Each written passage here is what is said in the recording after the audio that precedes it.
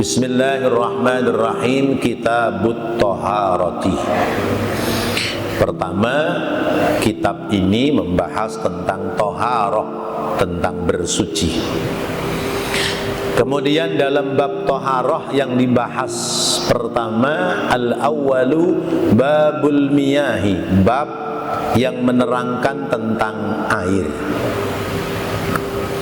Hadisul awal, hadis yang pertama, an Abi Hurairah, dari sahabat Abu Hurairah radhiyallahu anhu, semoga Allah ridha kepadanya. Qala, dia berkata, qala Rasulullah, telah bersabda Rasulullah sallallahu alaihi wasallam, fil bahri huwa at-tahuru ma'uhu wal hillu maitatuhu. Akhrajahul arba'atu wa ibnu Abi Syaibah. Bahwa Rasulullah sallallahu alaihi wasallam bersabda tentang air laut. Huwa, dia, air laut itu at-tahuru, suci, ma'uhu, airnya, wal hillu, dan halal, maitatuhu, bangkainya.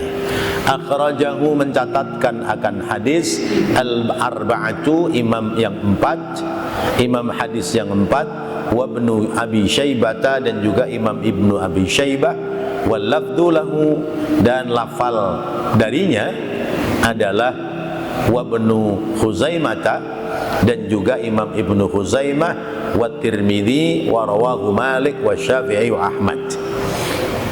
Mari bapak-bapak dan ibu sekalian, kita baca matan hadisnya supaya kita dapat pahala membaca hadis. Bismillahirrahmanirrahim. An Abi Hurairah, dari sahabat Abu Hurairah radhiyallahu anhu, semoga Allah ridha kepadanya. Qala, ia berkata, qala Rasulullah, telah bersabda Rasulullah sallallahu alaihi wasallam, fil bahri, tentang air laut, huwa, dia, at-tahuru, suci, ma'uhu, airnya, wal hillu, dan halal, maitatuhu, bangkainya. Akhrajahu, mencatatkan hadis al-arba'atu, imam hadis yang empat, wa ibnu Abi Syaibata, dan imam ibnu Abi Syaibah, wal lafdhu, dan lafal pada hadis itu, lahu, dari imam ibnu Abi Syaibah, wa ibnu Khuzaimata, meriwayatkan pula imam ibnu Khuzaimah, wa Tirmidzi, dan imam Tirmidzi, wa rawahu, dan meriwayatkan hadis ini pula Malikun, imam Malik, wa Syafi'i, dan imam Syafi'i, wa Ahmadu, dan imam Ahmad. Baik, bapak-bapak, hadirin dan saudara-saudara, kita buka lembaran baru kitab yang terkait dengan hukum fikih. Pertama, bahasannya adalah Kitabut Thaharah, kitab menerangkan tentang bersuci. Boleh dilihat di footnote pada garis yang di bawahnya, angka 1, at-thaharatu lughatan atau lughatun an-nadhafatu. Thaharah, bersuci itu secara bahasa adalah an-nadhafah, kebersihan. Wa syar'an, dan secara hukum syariat bersuci itu izalatul hadasi wal khubusi, yaitu menghilangkan hadas dan juga khabisah, kotoran-kotoran. Itu namanya nadhafah atau at-taharah. Kemudian dalam kitab karya Syekh Amsar Ad-Dari, ya, Syekh Muhajir Amsar Ad-Dari, at-taharatu imma zahiratun wa imma batinatun. Taharah itu, bersuci itu ada dua macam. Ada kalanya bersuci itu kaitan dengan zahir, ya, dengan badaniyah, wa imma, dan ada kalanya batiniyah, yaitu bersuci tentang kebatinan. Amma taharatu minal adnas allati tadnasul qulub min riya wa ujub wa sum'ah wa ghairiha mimma yuaddi ila butlanis sawab huwa taharatun batinah. Ya, suci batin itu kata Syekh Muhajirin, yaitu mensucikan diri dari kotoran-kotoran yang mengotori hati. Ada kotoran yang bisa mengotori hati. Contohnya apa? Riya, ujub, sombong, ya. Riya, pamer, ujub, sombong, sum'ah, itu seneng diperdengarkan kebaikan yang dia lakukan, atau hal-hal yang lain yang itu semua yu'addi ila butlanis sawab, yang bisa menyebabkan batalnya pahala. Nah, itu namanya taharatul batinah, mensucikan hati, mensucikan batin. Wa amma taharatul zahirah, adapun suci dari yang zahir, ya, ustufida minha anna taharata innama hasalat ba'da taharah minal junub bil ghusl awit tayammum wa ba'da taharah minal hadasil asghar bil wudu awit tayammum. Jadi bersuci zahir itu adalah mensucikan badan kasar dari sebab kotoran zahir. Seperti misalnya kalau orang junub, maka mensucikannya dengan mandi, atau perempuan yang haid, ya, itu mensucikannya dengan mandi kalau ada air. Kalau nggak ada air, mensucikannya dengan tayammum. Atau misalnya taharatul bersih-bersih dari hadas kecil seperti wudu atau tayammum. Nah, ini semua namanya taharatun badaniyah atau taharatun zahiriyah. Wa bihadza tubinu anna ma'na taharah hiya at-taharatu minal hadasaini. Karena itu, dengan sebab pelajaran ini, suci zahir itu memberikan makna dua kesucian, ya, suci dari dua hadas, yaitu hadas kecil dan hadas besar. Jadi toharoh itu maknanya an-nadhafah, bebersih, ya. Secara syariat maknanya adalah izalatul hadasi anil khubus. Baik. Kemudian hadis ini diriwayatkan oleh sahabat Abu Hurairah, ya. Ya, hadis ini akhir sanad kepada sahabat Abu Hurairah. Abu Hurairah itu siapa? Huwa Abdurrahman bin Sakhrin al-Rajihi ad-Dusi as-Sahabi al-Jalili, ya. Namanya adalah Abdurrahman bin Sakhr, ya, yang umum, ya. Dia golongan sahabat yang dekat dengan Rasulullah sallallahu alaihi wasallam. Hafidzus sahabati radhiyallahu anhu, beliau termasuk yang hafal Al-Quran dari kalangan sahabat.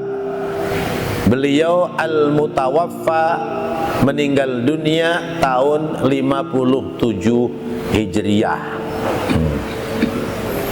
Itu sahabat Abu Hurairah. Nah, sahabat Abu Hurairah ini termasuk salah satu sahabat yang beliau waktunya, ya, seluruh kehidupannya, kesempatan dalam perjalanan hidupnya itu diwakafkan untuk Rasulullah sallallahu alaihi wasallam. Itu sahabat Abu Hurairah. Jadi beliau selalu berkhidmah melayani Rasulullah dalam 24 jam, ya. Nah, beliau itu tidak berumah tangga, tapi beliau punya rawatan, ya, namanya hirrah, kucing, ya.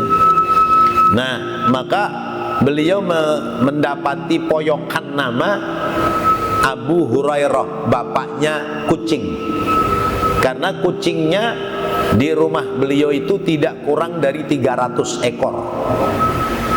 Puyeng-puyeng tuh, ya. Kita di rumah 3 ekor aja udah bingung. Ini 300 ekor kucingnya. Itu beliau sahabat Abu Hurairah. Dan beliau sayangnya kepada kucing luar biasa. Satu ketika beliau mau berangkat ke masjid untuk berkhidmah kepada Rasulullah, sorbannya ditindiin buat tidur kucing. Itu bukan kucingnya diangkat terus sorbannya diambil, tapi nyari gunting, Pak. Digunting itu sorban.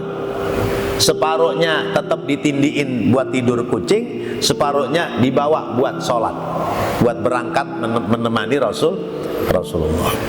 Itu sahabat Abu Hurairah. Karena itu beliau termasuk sahabat yang istimewa. Dulu di Mekah itu ada namanya Pasar Seng. Dekat Pasar Seng itu ada masjid namanya Masjid Al-Hirrah, Masjid Kucing. Nah, itu sesungguhnya adalah tinggalnya sahabat Abu Hurairah, diabadikan menjadi masjid kucing. Sekarang udah nggak ada, ya, karena sudah digusur untuk pelebaran jalan. Nah, itu sahabat Abu Hurairah. Lalu kemudian keterangan hadis ini bahwa Rasulullah sallallahu alaihi wasallam bersabda, ya, tentang laut. Di laut itu at-tahuru ma'uhu wal hillu maitatuhu. Laut itu airnya suci, bangkainya halal, ya. Yang di laut, ya, laut itu airnya suci, kemudian bangkainya halal. Dari mana ini turunnya hadis?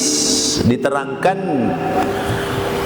hadzal hadis bitulihi jawabu an su'ali rajulin minas sahabah.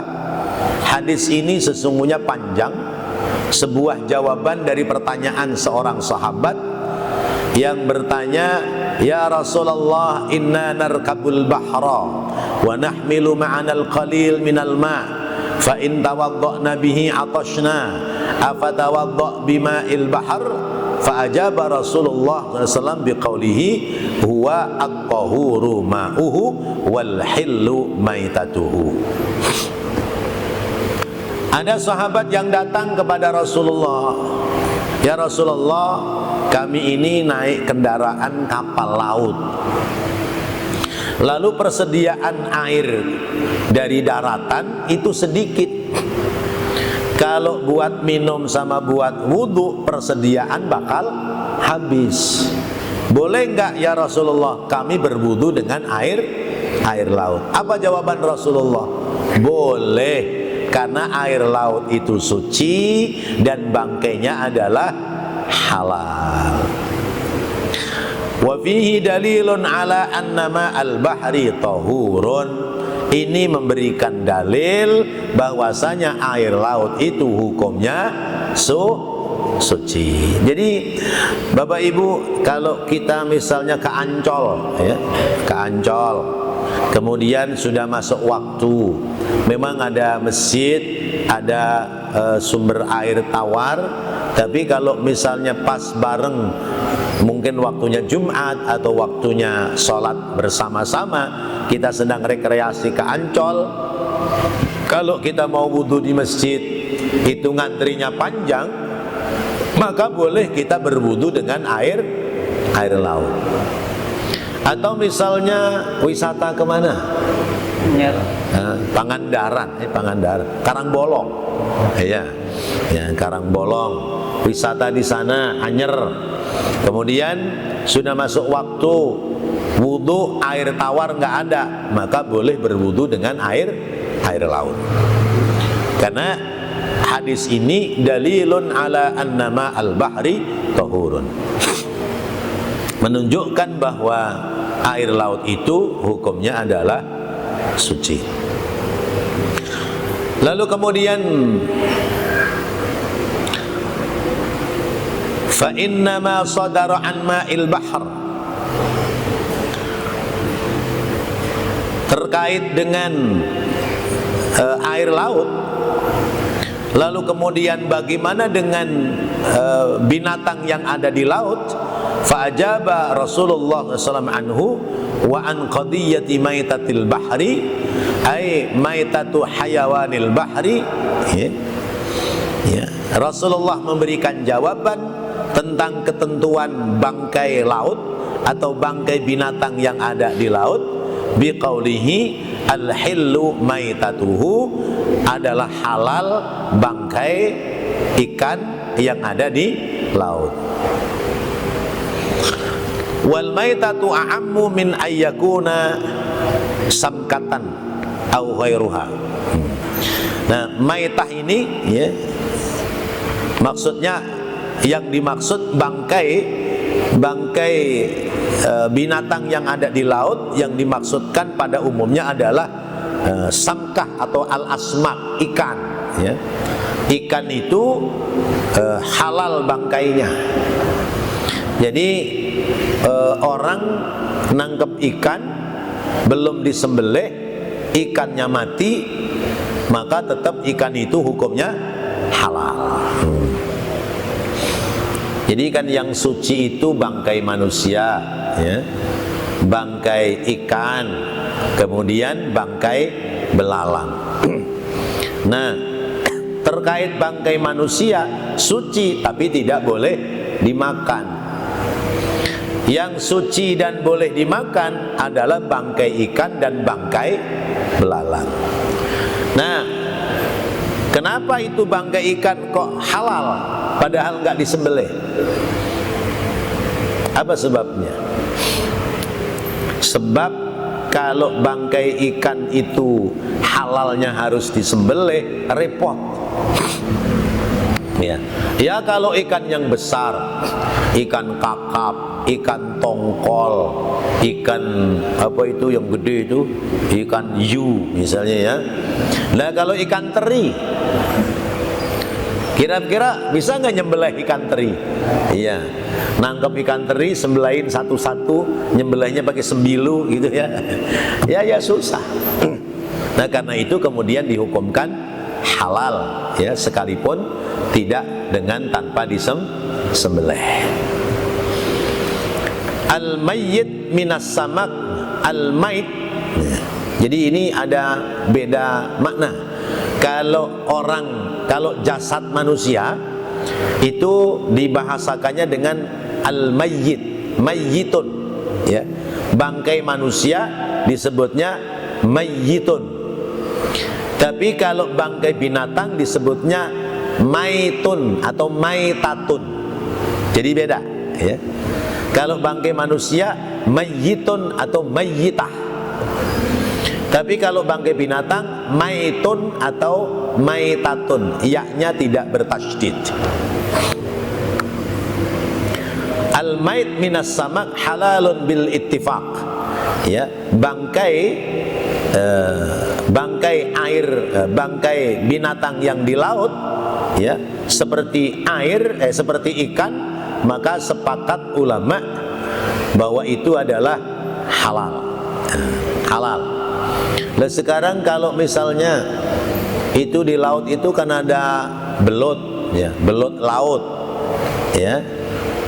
Nah terus misalnya ada kuda laut, itu kuda laut beneran ya, ada ya. Iya. Kalau di daerah saya kuda laut itu sore-sore, ya, sore-sore pulang kerja itu namanya laut. Ayo laut, yuk istirahat maksudnya, istirahat kerja. Atau misalnya anjing laut, ya,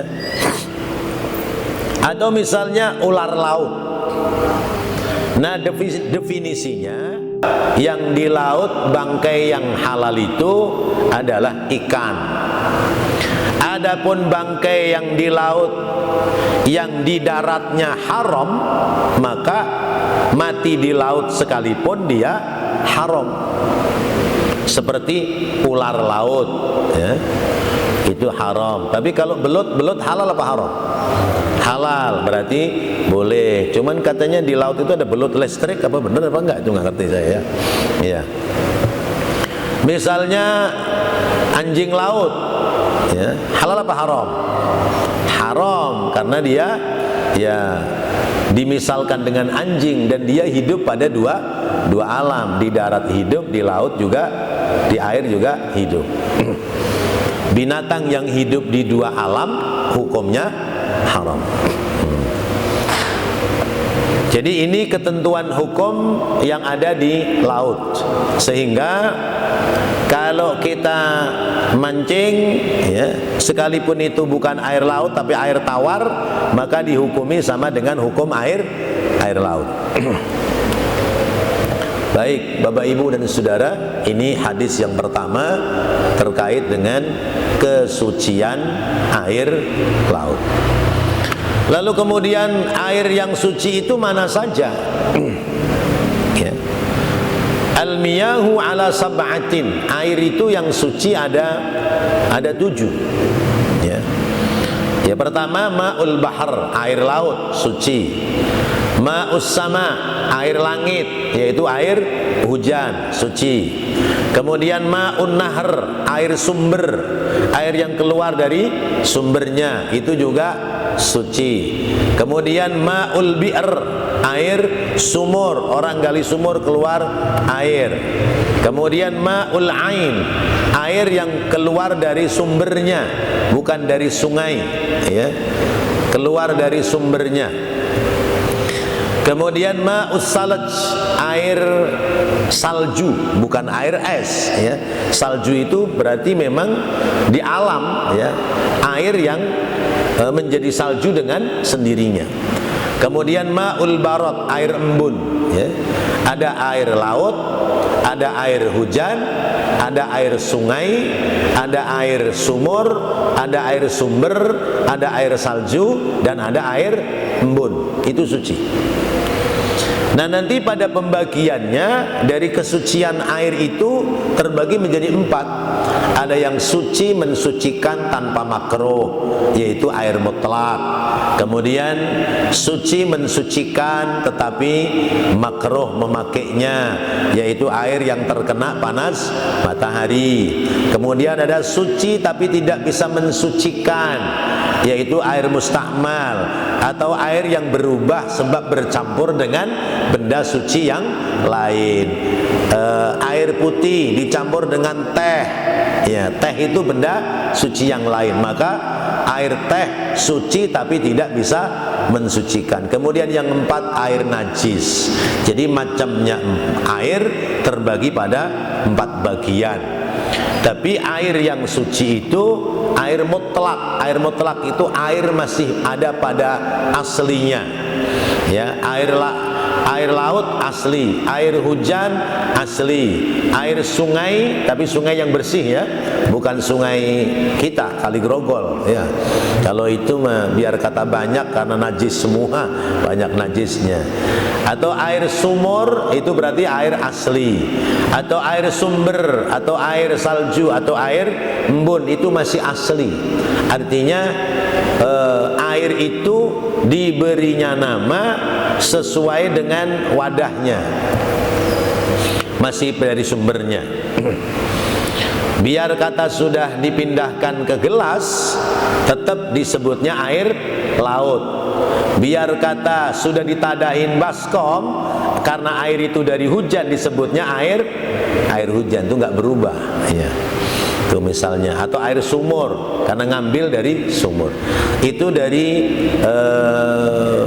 air yang suci, tetapi nanti terbagi pada 4 bagian. Wa an Abi Sa'idin Al-Khudri, hadis yang kedua dari sahabat Abu Sa'id Al-Khudri radhiyallahu anhu, semoga Allah ridha kepadanya. Qala, dia berkata, qala Rasul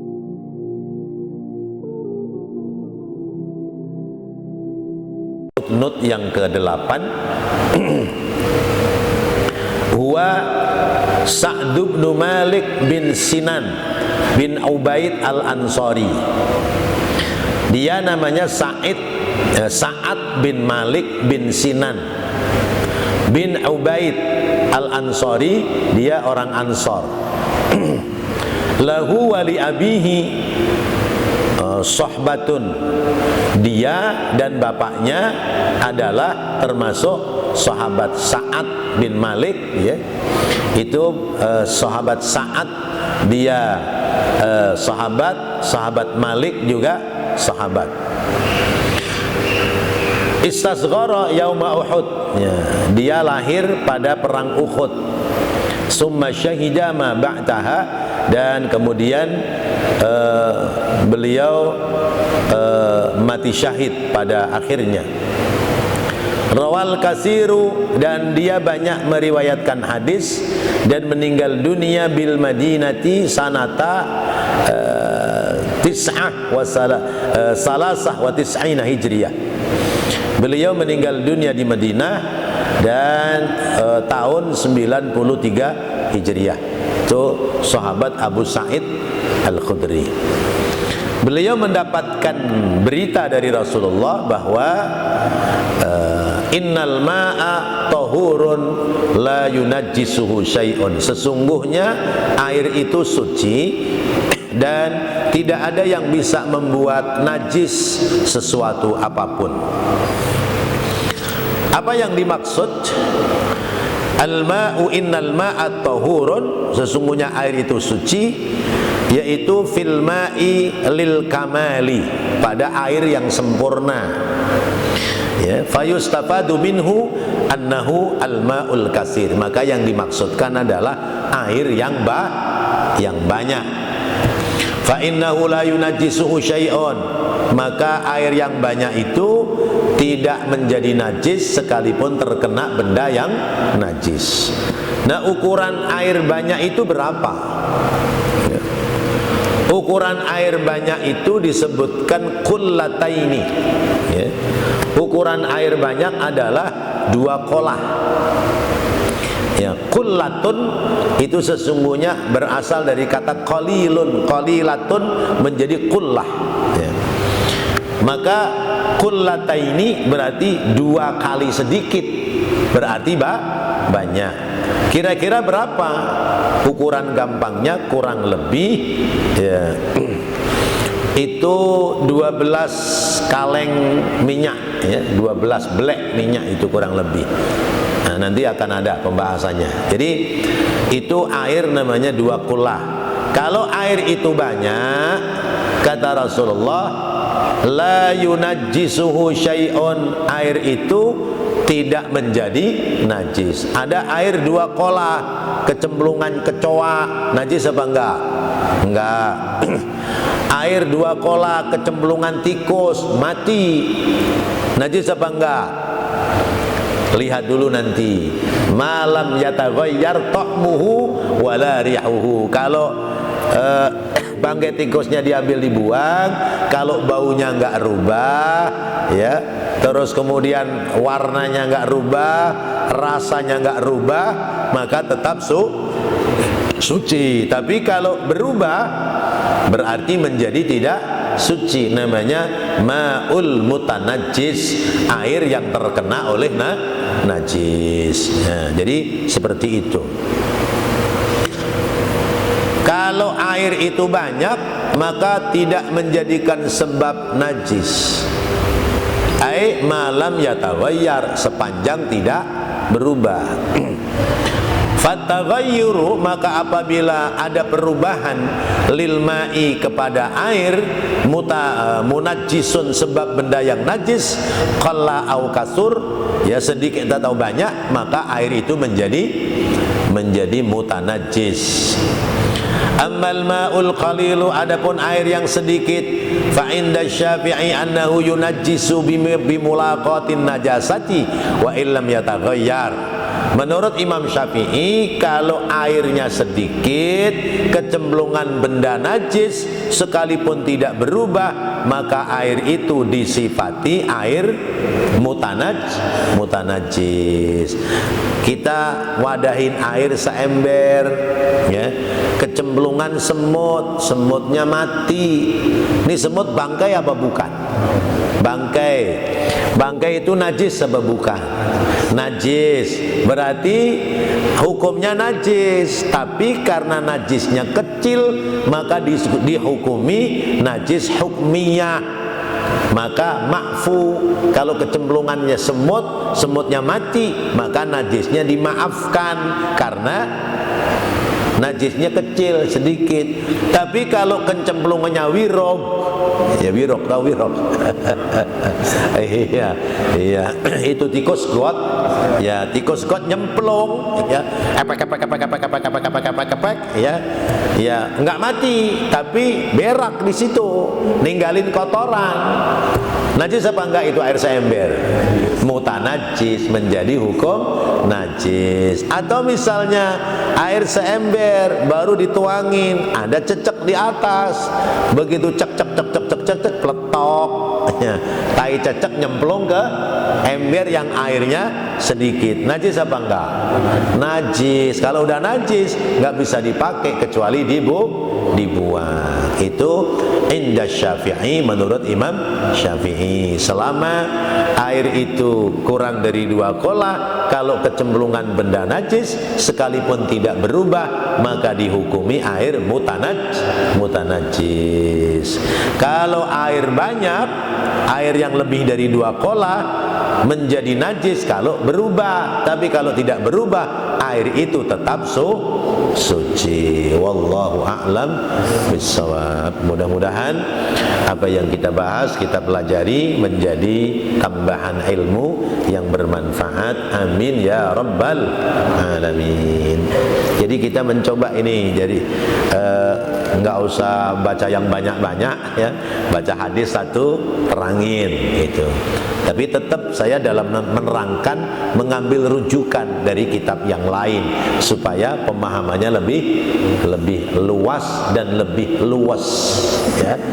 Baik, mudah-mudahan jadi ilmu yang bermanfaat. Rabbana taqabbal minna innaka antas samiul alim wa tub alaina innaka antat tawwabur rahim. Rabbighfir warham wa anta khairur rahimin. Wa sallallahu ala sayyidina Muhammad wa ala alihi wa sahbihi wa sallam. Walhamdulillahi rabbil alamin. Wassalamu alaikum warahmatullahi wabarakatuh.